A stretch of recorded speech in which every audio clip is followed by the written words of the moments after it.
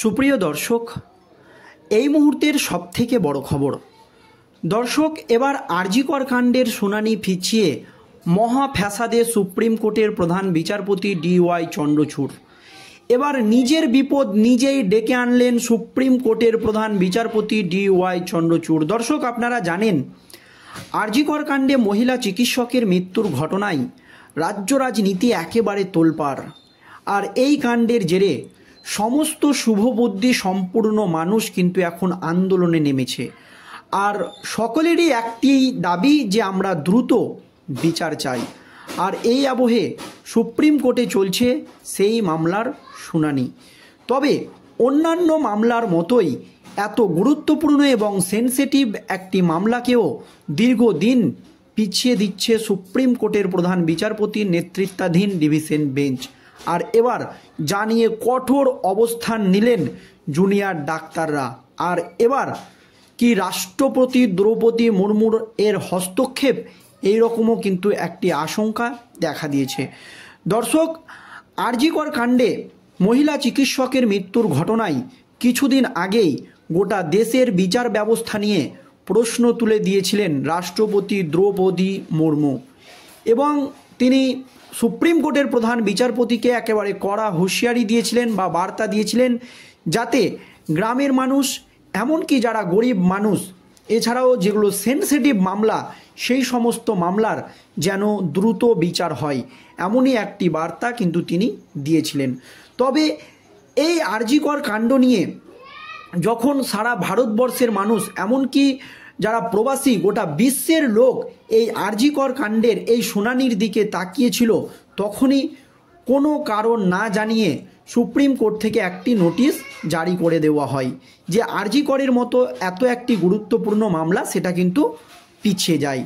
আর এবার এই নিয়ে কড়া পদক্ষেপ নিলেন ডাক্তাররা এবং রাষ্ট্রপতির হস্তক্ষেপের দাবিও ইতিমধ্যেই জানানো হয়েছে। তার পরপরই কি কঠোর পদক্ষেপ নেওয়া হয়েছে দর্শক দেখুন। বৃহস্পতিবার দেশের সর্বোচ্চ আদালত সুপ্রিম কোর্ট হলো না আরজি কর মেডিকেল কলেজ ও হাসপাতালের জুনিয়র চিকিৎসক ধর্ষণ ও খুনের মামলার শুনানি। আর এখান থেকেই কিন্তু ঘটনার সূত্রপাত। বুধবার এই খবর পেয়ে ভেঙে পড়ে মৃত চিকিৎসকের পরিবারের লোকেরা। যদিও তাতে কোনো হেলদোল দেখা দেয়নি আন্দোলনকারী চিকিৎসকদের মধ্যে কোনো হেলদোল দেখা যায়নি। তারা পরিষ্কার জানিয়ে দিয়েছেন যে এই বিচার প্রক্রিয়া যত পিছবে তাদের আন্দোলন ততই এগিয়ে যাবে এবং তাদের আন্দোলনের ঝাঁজ ততই বাড়বে। আর এবার নিজেদের অবস্থানে কিন্তু অনড় রয়েছে জুনিয়র চিকিৎসকরা। তবে তাদের কথাই সুপ্রিম কোর্ট যত এই মামলা পিছবে, মিছিল তত এগোবে। কোনো অবস্থাতেই আর মিছিল বিক্ষোভ থামবে না যতক্ষণ না পর্যন্ত তাদের দাবিগুলোকে মানা হবে, ততক্ষণ না পর্যন্ত মিছিল এগিয়ে যাবে। মৃত জুনিয়র চিকিৎসক ও তার পরিবার সুবিচার না পাওয়া পর্যন্ত তাদের এই কর্মবিরতি আন্দোলন যেমন চলছিল তেমনই চলবে। এবং তারা পরিষ্কার জানিয়ে দিয়েছে রাজ্য সরকার যদি ভাবে যে সুপ্রিম কোর্টে এই আন্দোলন পিছিয়ে গেলে তারাও পিছিয়ে যাবে বা তাদের এই আন্দোলন পিছিয়ে যাবে, সেটা কিন্তু একেবারেই নয়। তাদের আন্দোলনের ঝাঁজ কিন্তু আরও বাড়বে। এই আবহে বুধবার দেশের সর্বোচ্চ আদালত সুপ্রিম কোর্টের তরফ থেকে জানিয়ে দেওয়া হয় পূর্ব নির্ধারিত সূচি অনুযায়ী আরজি কর মেডিকেল কলেজ ও হাসপাতালের জুনিয়র চিকিৎসককে ধর্ষণ ও খুনের মামলার শুনানি বৃহস্পতিবার হচ্ছে না। সুপ্রিম কোর্টের তরফে বিজ্ঞপ্তি প্রকাশ করে জানানো হয় বৃহস্পতিবার প্রধান বিচারপতি DY চন্দ্রচূড়ের এজলাস বসবে না।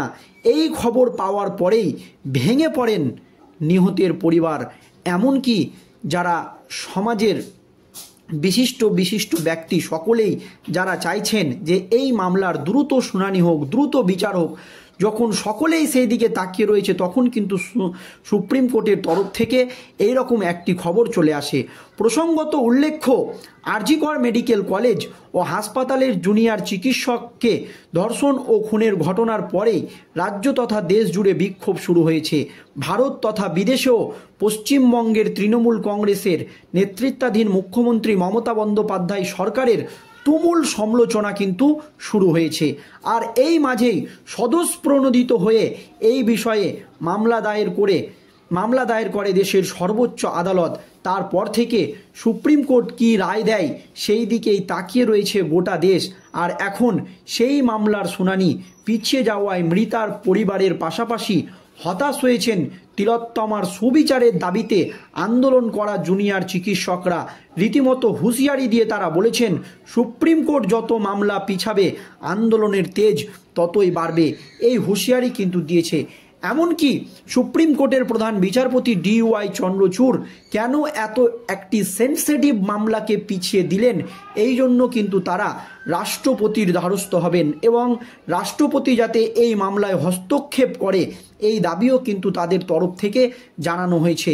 এই মর্মে তারা রাষ্ট্রপতি এবং প্রধানমন্ত্রীর কাছেও যাওয়ার হুঁশিয়ারি দিয়েছেন বা তারা যাবে এবং সুপ্রিম কোর্টের প্রধান বিচারপতি DY চন্দ্রচূড়কে জানাতে হবে যে কেন এত গুরুত্বপূর্ণ এবং সেন্সিটিভ একটি মামলাকে এইভাবে পিছিয়ে দেওয়া হলো। তবে বিশিষ্ট রাজনৈতিকবিদদের একাংশ মনে করছে, আপনারা জানেন রাজ্য সরকারের বিরুদ্ধে একের পর এক মামলাতে কিন্তু কঠোর পদক্ষেপ নিয়েছে কলকাতা হাইকোর্টের বিচারপতিরা। আপনারা ডিএ মামলা বলুন, রাজ্য সরকার হেরেছে। এছাড়াও 26,000 শিক্ষক শিক্ষিকার চাকরি বাতিল, লোকসভা নির্বাচন চলাকালীন জ্বলন্ত উদাহরণ, সেখানে কিন্তু রাজ্য সরকার হেরেছে। এছাড়াও গরু পাচার থেকে শুরু করে কয়লা চুরি, প্রত্যেকটা মামলাতেই কিন্তু রাজ্য সরকারের বিরুদ্ধে কঠোর পদক্ষেপ নিয়েছেন কলকাতা হাইকোর্টের বিচারপতিরা। এই প্রশ্নগুলো কিন্তু এখন উঠে যাচ্ছে। তারপর প্রত্যেকটা মামলা নিয়েই কিন্তু সুপ্রিম কোর্টের দ্বারস্থ হয়েছে মুখ্যমন্ত্রী মমতা ব্যানার্জির সরকার বা মমতা বন্দ্যোপাধ্যায়ের সরকার। আর এই প্রত্যেকটা দুর্নীতির মামলাতে সুপ্রিম কোর্টে গিয়ে স্বস্তি পেয়েছে রাজ্যের শাসক দল তৃণমূল কংগ্রেস। আপনারা যদি দেখেন, ডিএ মামলা একটি গুরুত্বপূর্ণ মামলা, দীর্ঘদিন ধরেই সুপ্রিম কোর্টে পিছিয়ে যাচ্ছে, শুনানির কোনো আশ্বাসই নেই। অনেক দিন পর শুনানির ডেট আসছে কিন্তু পিছিয়ে দেওয়া হচ্ছে। এছাড়াও 26,000 চাকরি বাতিলের যে মামলা কলকাতা হাইকোর্ট দিয়েছিল, সেই মামলায় লোকসভা নির্বাচন চলাকালীন সুপ্রিম কোর্টের প্রধান বিচারপতির নেতৃত্বাধীন ডিভিশন বেঞ্চ স্থগিতাদেশ দিয়ে দেয়। তাতে লোকসভা নির্বাচন চলাকালীন প্রচুর স্বস্তি পায় রাজ্যের শাসক দল তৃণমূল কংগ্রেস। এছাড়াও গরু পাচার থেকে শুরু করে কয়লা পাচার, দর্শক আপনারা সকলেই জানেন সেই রকমই কি এই আরজি কর কাণ্ডের মামলাকেও পিছিয়ে দেওয়ার একটি চক্রান্ত চলছে সুপ্রিম কোর্টে, এই রকম প্রশ্ন কিন্তু একটা দর্শক উঠে যাচ্ছে। তবে জুনিয়র চিকিৎসকরা কিন্তু তাদের দাবিতে অনড়। তাদের দাবি এই মামলায় যাতে রাষ্ট্রপতি হস্তক্ষেপ করে এবং দ্রুত যাতে এই নির্যাতিতা বিচার পায়। যতক্ষণ না পর্যন্ত বিচার পাবে এই নির্যাতিতার পরিবার বা তাদের দাবি মানা হবে, তারা কিন্তু তাদের আন্দোলন চালিয়ে যাবে এবং এই মর্মে রাষ্ট্রপতির হস্তক্ষেপ তারা দাবি করেছে। দর্শক, এই নিয়ে আপনাদের মতামত অবশ্যই ভিডিওর কমেন্ট বক্সে জানাবেন। ধন্যবাদ।